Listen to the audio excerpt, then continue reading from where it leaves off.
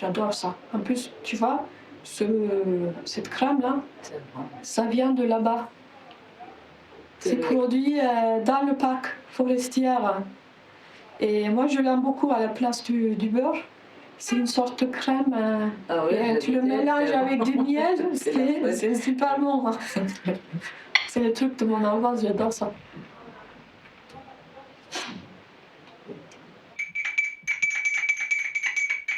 Toi, ce que tu aimes vraiment dans Ankara, c'est quoi en fait que tu te passionne, parce qu'on voit bien que tu es passionné. Ouais.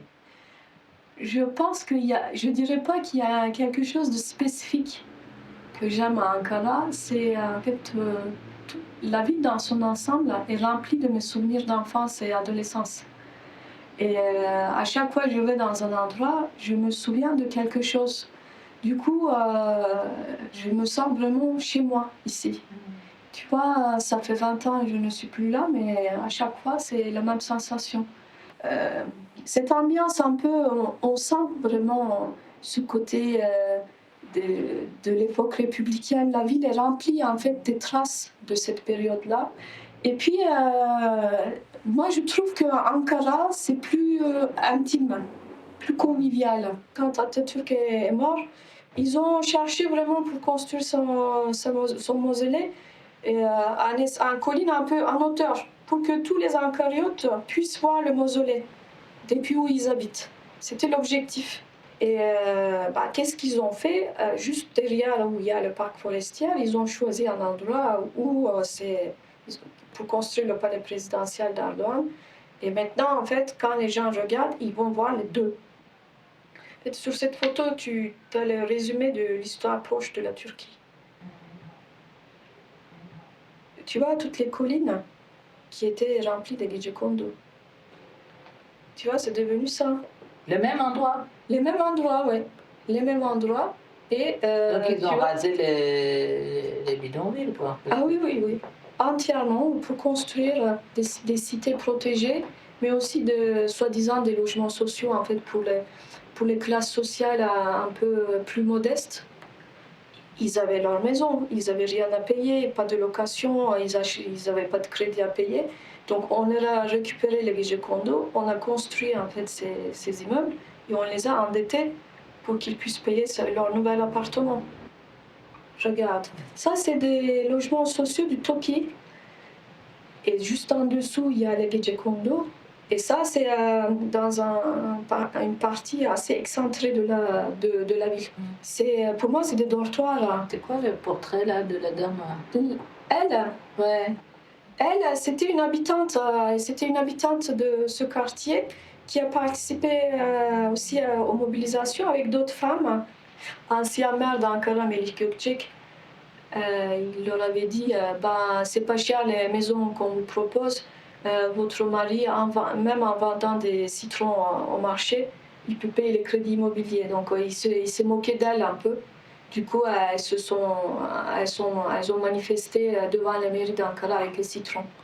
Elles ont laissé à la porte du maire en disant si c'est aussi facile, tu peux aussi vendre des citrons et acheter des appartements.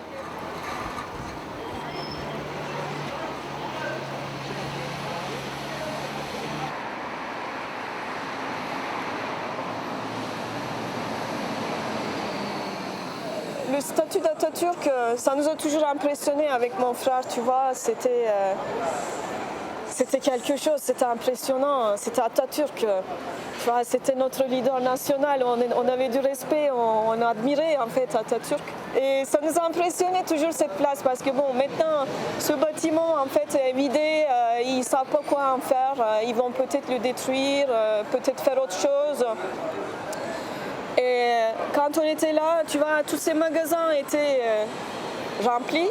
Et là, les lieux qui nous paraissaient très luxueux, très chics, qu'on fréquentait, etc., sont devenus des lieux abandonnés. Et je pense que c'est un des plus grands changements en fait, que je remarque vraiment.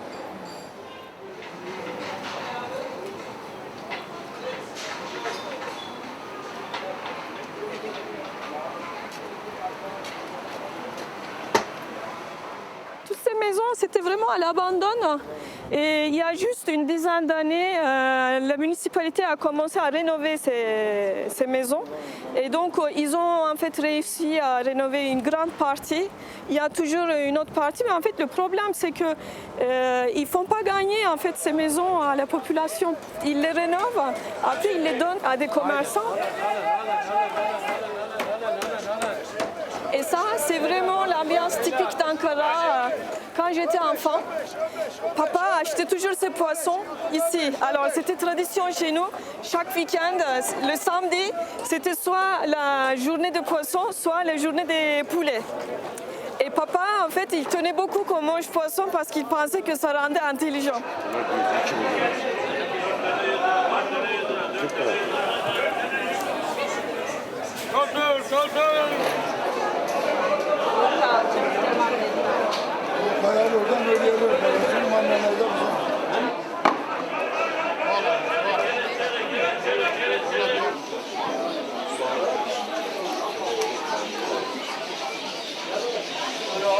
C'est un des endroits qui est resté justement à Ankara. Depuis mon enfance, cet endroit, ça existe. Moi, j'aime bien faire un tour de temps en temps.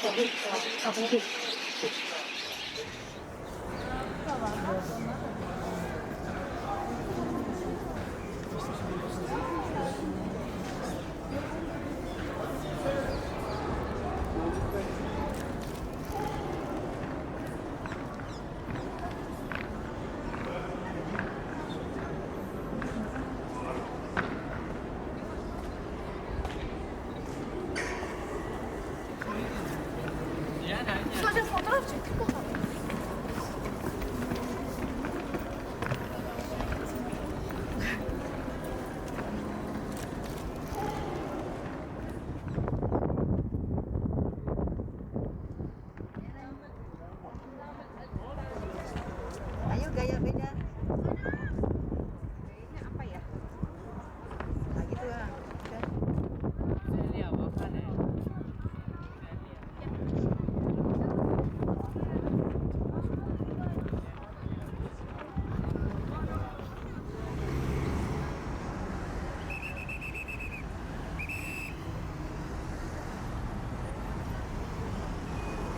C'est là que tout a commencé. C'est ici, dans ce bâtiment. C'est la première Assemblée nationale de la Turquie, mais avant la fondation de la République. C'est en 23 avril 1920. Ça a 2 balcons qui sont symétriques. Et donc, c'est dans l'un de ces balcons que Mustafa Kemal, ses camarades, donc les parlementaires, de là qu'ils ont annoncé cette décision. Premier bâtiment à gauche, en fait, c'est Türkiye İş Bankası. Le bâtiment a été conçu à la fin des années 20 par l'architecte italien de Istanbul, Giulio Mongeri, dans le style Art Nouveau, mais avec des traits qui font appel à l'architecture ottomane. C'est en pierre aussi, c'est assez ornementé. L'entrée, c'est très Art Nouveau. Et à l'intérieur, il y a une entrée ovale avec des vitraux. Tout ça, c'était la banque, le siège de la banque İş Bankası. Donc c'est important. Et aujourd'hui, c'est le musée de l'indépendance économique. Parce que pour Atatürk, en fait, l'indépendance n'était possible que par l'indépendance économique.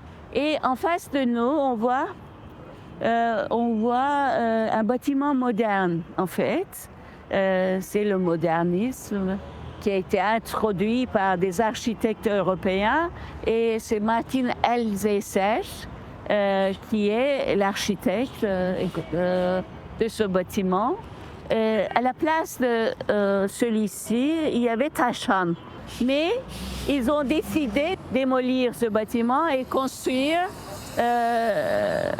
Sümerbank. Et aujourd'hui, c'est utilisé comme une université parce que Sümerbank a été privatisé et ce bâtiment est utilisé comme une université.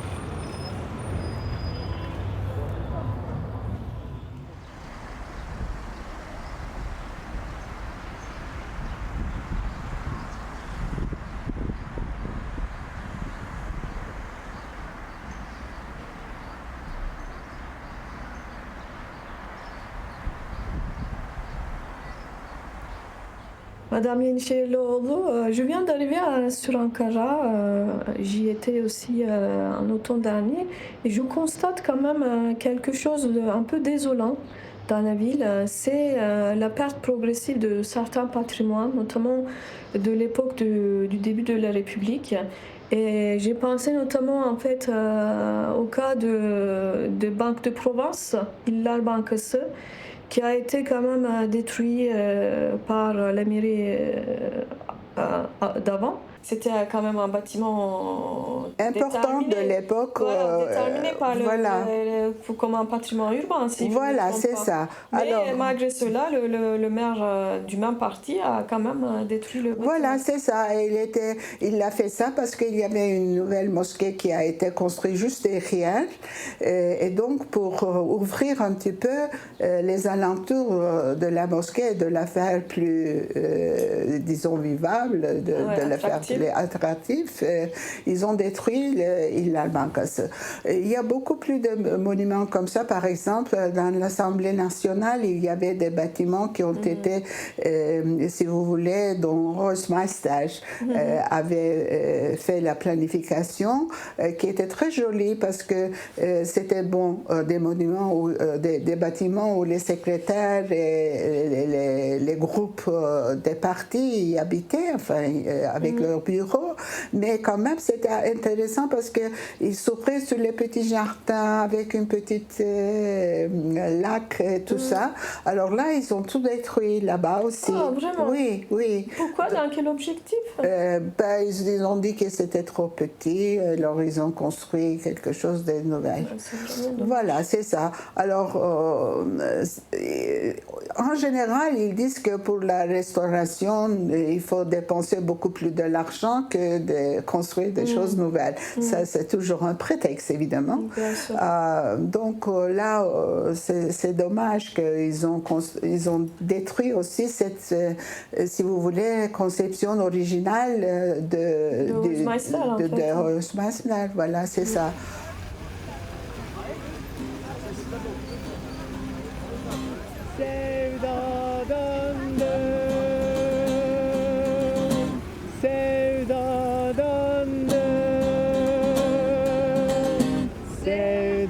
Sevdadandır dedi annem, aldırma, aldırma, gel yanıma.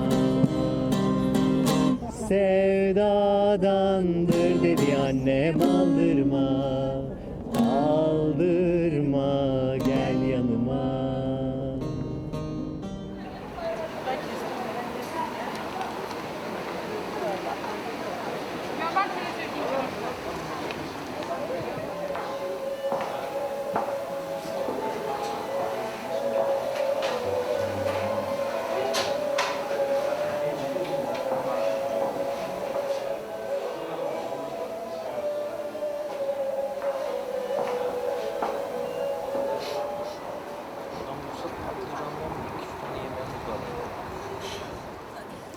Mina, tu vois tous ces bâtiments en fait un peu gratte-ciel, tout neufs, tout modernes.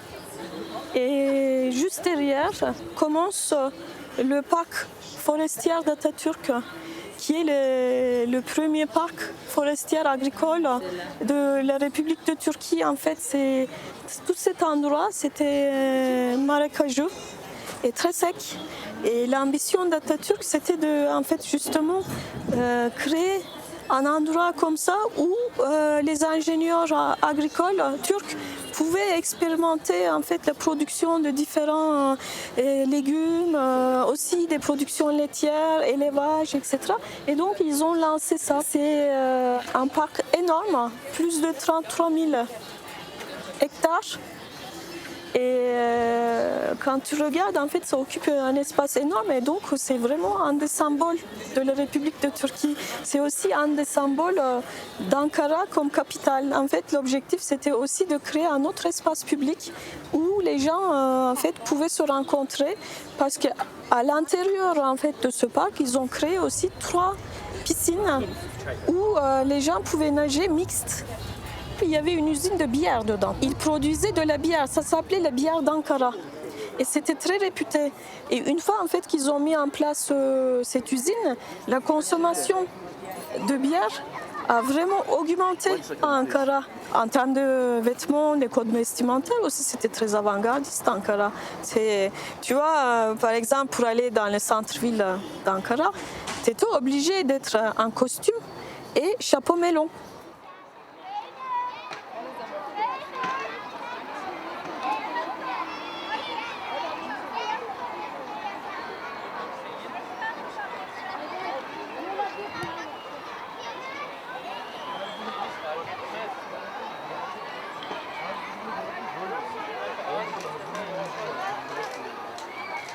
Atatürk Orman Çiftliği, c'était comme le parc de jeunesse, des lieux, des espaces publics où tout le monde se retrouvait. Il y avait le mélange de classes sociales, du coup, des fréquentations, parce qu'on dit toujours ça en Ankara, les lieux d'habitation étaient très séparés à l'époque, mais les lieux de fréquentation, de socialisation, ils se retrouvaient quand même au même endroit.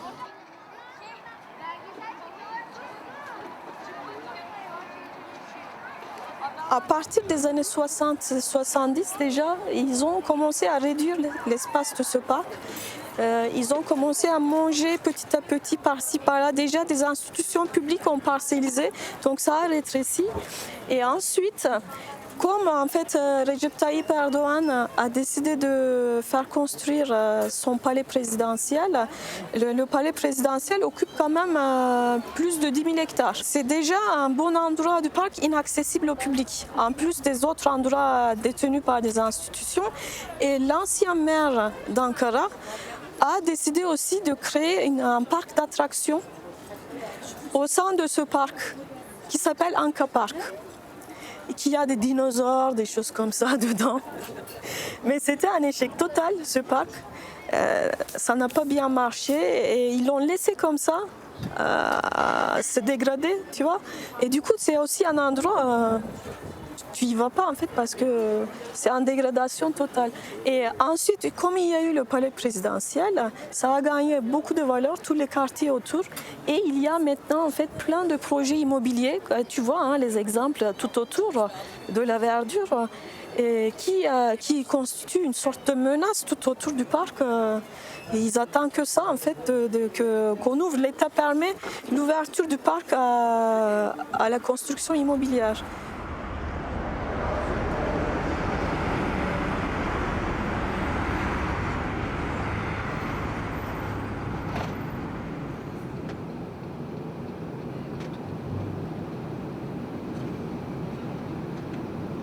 On va essayer de voir si on peut rentrer par le musée pour aller au palais.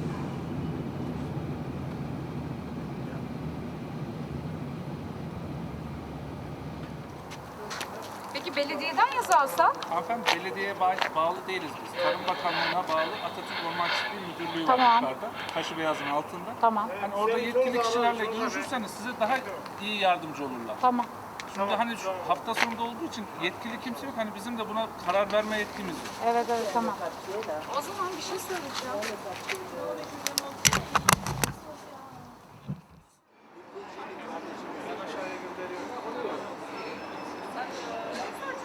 Peki daha önce Atatürk Orman Çiftliği'nden bahsederken sizin burayla ilgili anılarınız vardı. Onu bir daha tekrar aktarır mısınız? Mesela buraya ne zaman geliyordunuz? Biz buraya son 10 yıldır falan gelmiyorum zaten. Daha önce gençlik zamanımda geliyordum. 19, 20, 25 yaşlarında geliyordum. Haftada bir gün, 10 günde bir, 15 günde bir. Burası gece 2'ye 3'e kadar açıktı. Rahatlıkla gelip oturabileceğimiz, arkadaşlarımla yemek yiyip bir şey içebileceğimiz bir yerdi. Geliyorduk. Oturuyorduk arkadaşlar, rahattık. Ben Galatasaray maçlarından sonra hep buraya gelirdik demiştin. Evet, Galatasaray maçlarına geldik. Hem maçlarımızı izledik hem bir iki bira içerdik. Onun haricinde yine çoğu yer aynı. Kokoreççiler, kumpirciler, döner, köfte hepsi aynı. Ama alkol olayı bitirmişler. Yani burasını Atatürk bize zamanında Türk halkına hediye etmiş. Yani Ankara'nın kalbiydi burası. Nefes akciğerleriyiz burası. Ormanlı çünkü. Çoğu yeri gitti. Arka tarafa Anka Park yaptılar. Orası tamamen öldürdü. Atatürk Ormanı'nın değerini bitirdi.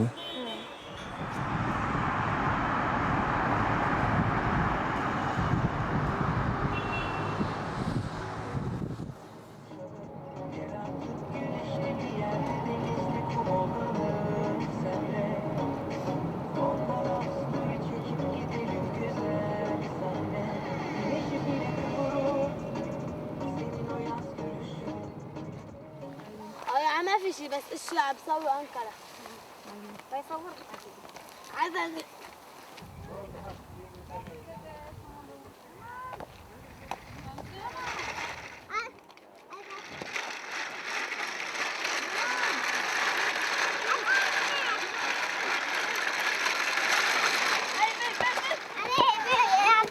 Alihan.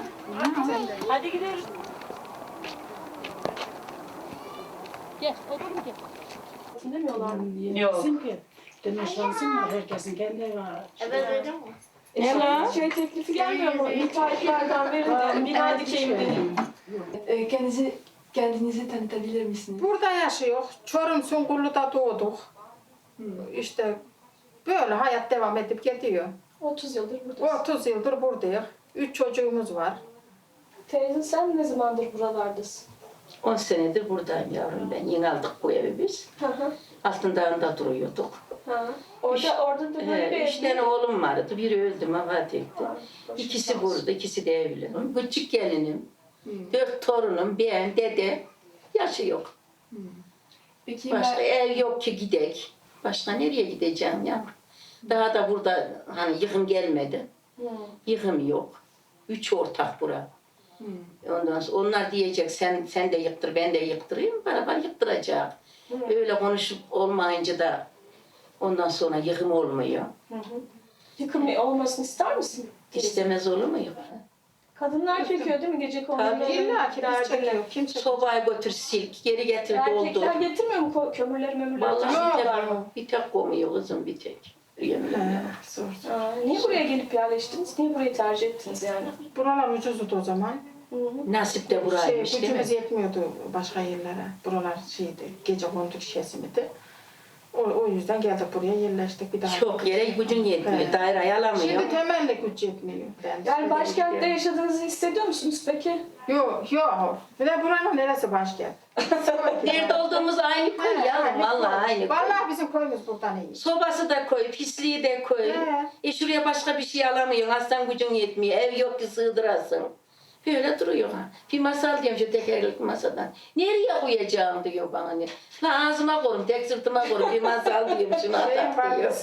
Ahmet amcama şöyle süre gelir. Onlarla nasıl buluyorsunuz yani komşuluk? Nasıl buluyorsunuz? İyi. Beraber yerik, beraber köfte ederik. Bizim meşhur Çorumların köftesi var. Köfte ederik, yerik. Beraber çay içerik. Evet.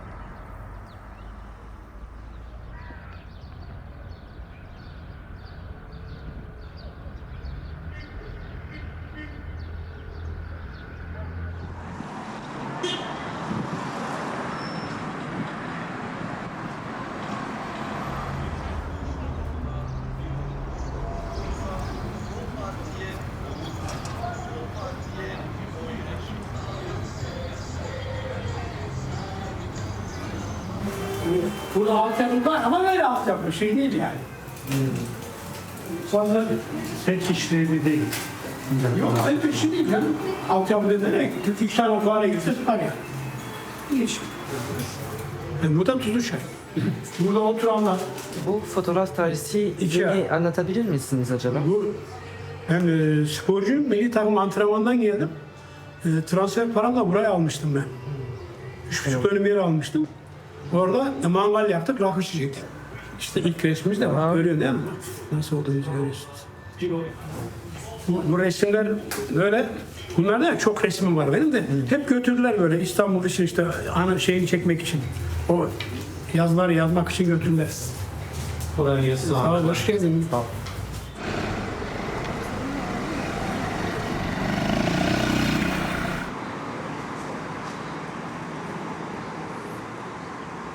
Maşallah büyümüş. Şansı çıkışmıyor. Ayazın bekliyor.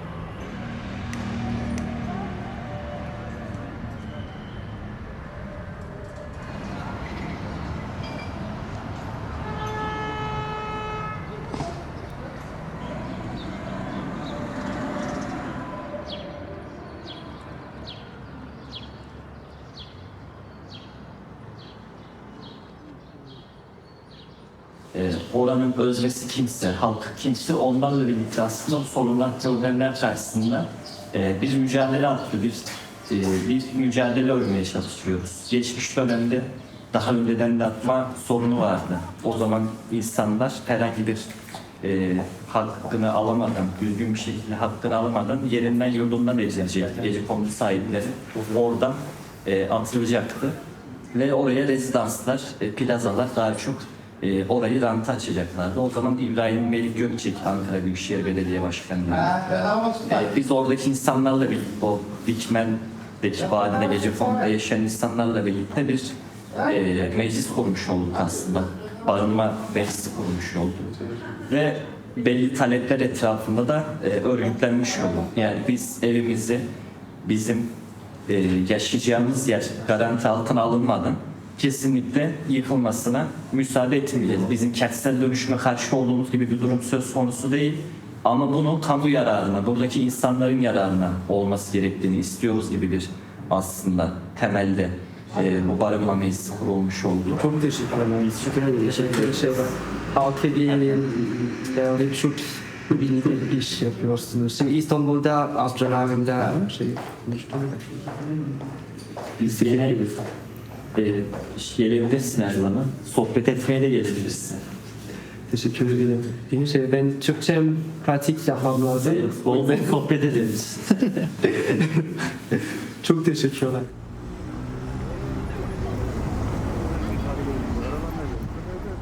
Alors Yoann, raconte-moi un peu ce que tu as fait aujourd'hui. Tu as discuté un peu avec, avec des gens de Halk Evleri ou avec des habitants sur ces inondations Alors ça c'était intéressant parce qu'en fait Halk-Evi, vu que c'est des personnes clés dans le quartier, et aussi avec influence communiste, enfin qui est une envie aussi de fédérer le quartier. Voilà, ils m'ont fait rencontrer le boucher, ils m'ont fait rencontrer des gens aussi près de cette bibliothèque qui est dans le Gecekondu, en fait, la Kütüphane. Et ça, c'était bien, parce que c'est des gens qui connaissent l'histoire du quartier et qui ont vécu dans les Gecekondu et qui maintenant sont installés, en fait. C'est des personnes clés. Et je pense notamment sur Tuzlunçayır qu'il y a des individus un peu clés qui sont la mémoire de ce quartier-là, en fait, qui ont des photos comme ça un peu derrière leur magasin. Ça, c'était chouette. Tu avais montré des photos, il y avait quelqu'un dans son cahier. Ça, c'est le boucher. Ouais, c'est le boucher, ouais. hein. Le boucher m'a montré à l'époque où il était dans ce club de football, mais dans le Gecekondu, quoi. Et ça, c'est quand même des photos super sympas, quoi.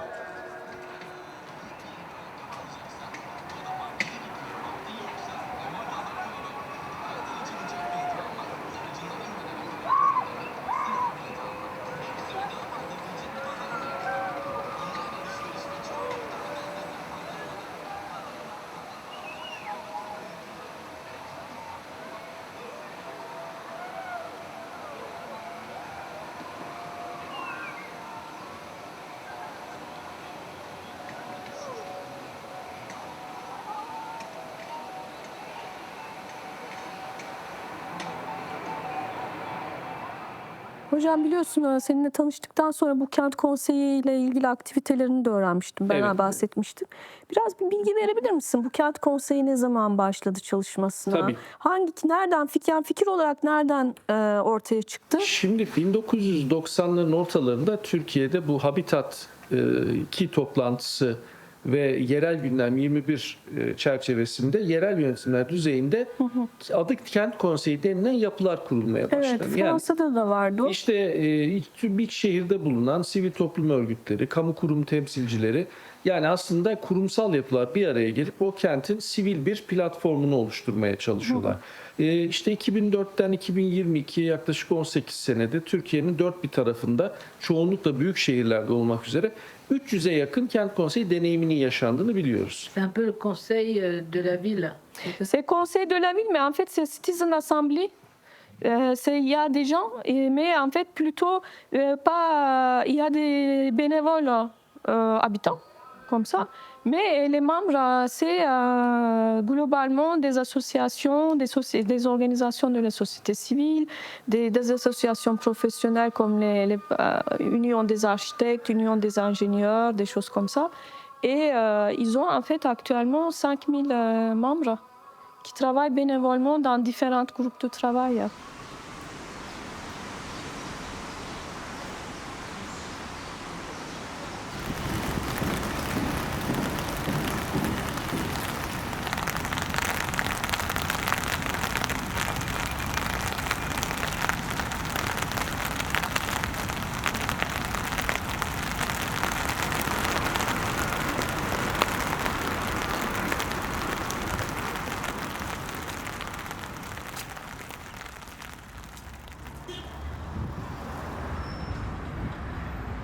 Mahir Hocam, Çukurambar'dayız şu anda. Bu mahallenin, bölgenin kuruluşuyla ilgili bize ne söyleyebilirsin? Valla işte bir Ankaralı olarak aslında hani benim deneyimime gelme biçiminden bahsedebilirim. Yani çok özel olarak hani Çukurambar'ın gelişimini çok yakından gözlemlediğimi söyleyemem ama çok kısa bir sürede Çukurambar haline geldi.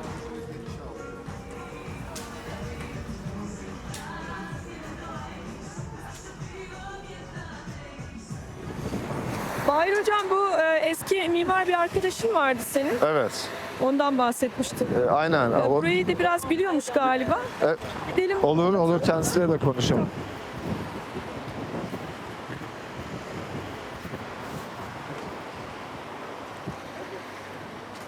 Latif Hocam merhaba. Mahir Hoca bahsetti senden. Sanırım eski mimarlık öğrencisiymişsin. Evet. Bir anlat, neler yapıyorsun? Yani eski mimarlık öğrencisiyim. Şu an sosyolojide de doktor öğrencisiyim. Mimarlık sosyolojisi üzerine çalışıyorum. Daha çok yeni konut mimarisi üzerine. Madem mimarlık sosyolojisi çalışıyormuşsun, biliyorsun Çukurambar'dayız şu anda. Evet. Enteresan mimarlık örneklerini görüyoruz. Bunun hakkında ne düşünüyorsun? Biraz fikirlerini alabilir miyiz? Evet, ya aslında şöyle, olayın bence birkaç yönü var. Bir mimari yönü var, ekonomik yönü var ve ideolojik yönü var. Üç tane ayak üstüne gidiyor. Şimdi mimari yönü en kolay yönü, çünkü gerçekten mimari olarak çok standart binalar üretiliyor. Sadece dış cepheler üzerinden mimari form üretilen yapılar bunlar. Dolayısıyla aslında mimarlığın temel prensiplerini ışık, ısı, mekan-insan ilişkisi gibi bütün problemlerin aslında çözülmediği ve cevapsız bırakıldığı binalar bunlar. Çukurambar'da da var ya. Çukurambar'da da böyle yeni, aslında Türkiye'deki yeni binalar, özellikle yüksek binalar, iş yeri binaları hemen hemen hepsi aynı temel mantıkla yapılan binalar. Sadece farklılık dış cephelerde oluşturuluyor. İkinci mimarlıktaki belki ikinci önemli kısım, bütün bu yapılan binaların, özellikle buradaki çevrede gördüğünüz iş binaları, alışveriş binalarının hepsinin aslında bir sadece iş ve tüketim odaklı olması, yani bir kamusallık üretmemesi. Kesinlikle hani bu mekanlar gece yaşayan mekanlar değil. Belli bir saatten sonra yaşayan mekanlar değil.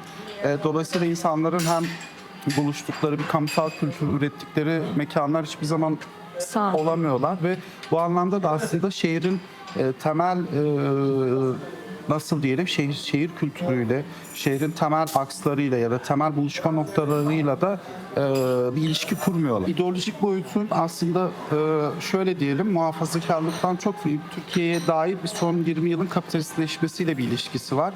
Burada muhafazakarlık şöyle devreye giriyor. Belki de muhafazakarlığın tipik özelliklerinden biri aslında biri. Kapitalizmle ciddi bir şekilde bir hesaplaşması olmadığı için aslında belki Türkiye gibi ülkelerde özellikle gelişmekte olan ülkelerde sağ ve muhafazakar politikalar aslında bizim bildiğimiz çok eski biraz da nasıl diyelim kontrolsüz kapitalizme çok yakın politikalar izliyorlar. Dolayısıyla bu anlamda hani muhafazakarlıkla kapitalizmin buluştuğu yer burası oluyor. Bir fantezi üretiyor aslında bir zenginleşme fantezisi. Tipik örneklerini biraz böyle çok eskiden New York'ta bulan, New York'taki yüksek binalar ama yeni örneklerini işte Şangay, Hong Kong gibi yerlerde bulan bir zenginlik fantezisi aslında bu. Şuradaki binayı da öyle yorumlayabilir miyiz? Evet. Yani kesinlikle aslında bu İstanbul'da başlayan bir süreç. Yani İstanbul bir Hong Konglaştırma, Şangayleştirme şeyi ama onun tabii imite ediliyor bu. Biz başka kentlerde de görüyoruz aslında. Antep gibi kentlerde de bu var. Sen ne diyorsun Mahir Hocam? Valla katılarak dinledim ya. Şeyi düşündüm özellikle. Dedin ya bu oturup yemek yediğimiz yer. Mesela çıktığımızda oradan adımımızı herhangi bir semte atabiliriz yani. Herhangi bir semte çıkabiliriz ve hissi uyandırmaz. Ya hani bu ben yanlış bir yere çıktım galiba. Bu şöyle bir semtteydi. O mekanda ilişkisi kurulmamış yani.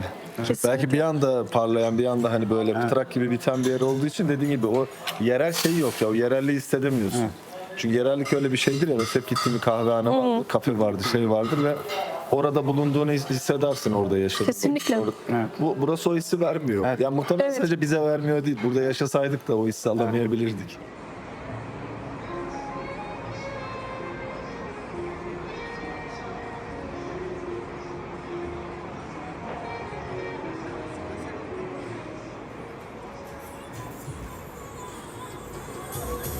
Gülçin, qu'est-ce que tu penses de tout ce que viennent dire tes collègues? Tu parles de Latif? Ouais, Latif, avec ton avis, ça serait quoi l'avenir de cette ville? Qu'est-ce qu'elle va devenir Ankara, à ton avis? En fait, ce que Ankara va devenir, moi je suis plutôt quand même optimiste. Je veux rester optimiste. Alors, tout ce qu'il a dit, Latif, il a entièrement raison dans son analyse. D'ailleurs, on voit en fait dans l'évolution de ce quartier qui s'appelle Çukurambar, qu'au départ, c'était créé vraiment comme un quartier pour devenir un lieu de vie pour les classes conservatrices.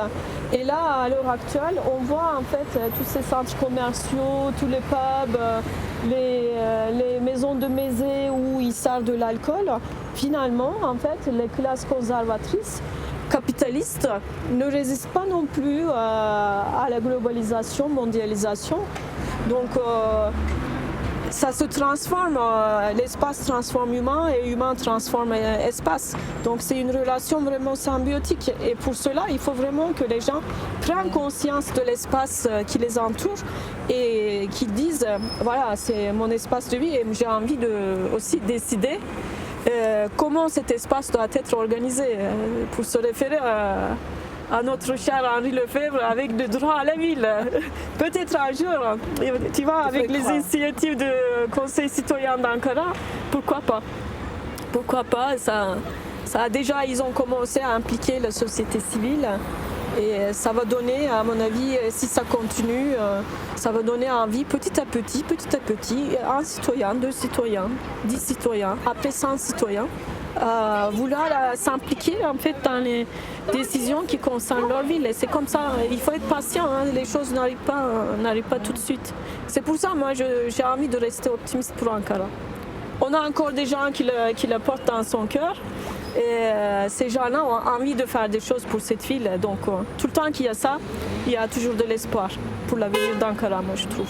Pour que ce soit digne d'une capitale, vraiment avec des plans bien organisé, une ville bien organisée avec beaucoup d'espace vert, ce qui est négligé jusque-là. Ce qui est pensé avec tous ses habitants, y compris les femmes et les enfants aussi.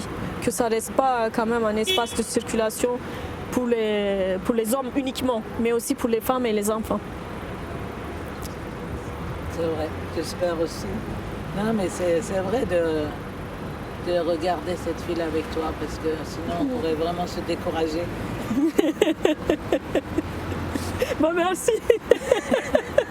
Si je donne l'espoir, c'est bien. C'est bien. Oui.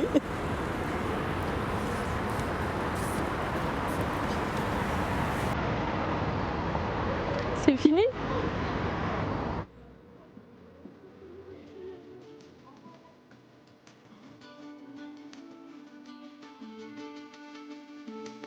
Ankara'dan bir kuş uçtu güneye doğru.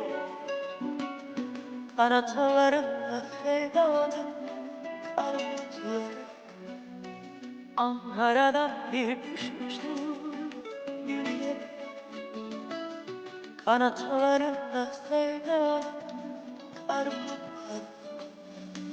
Gün batımı masum görüşler ağlamak.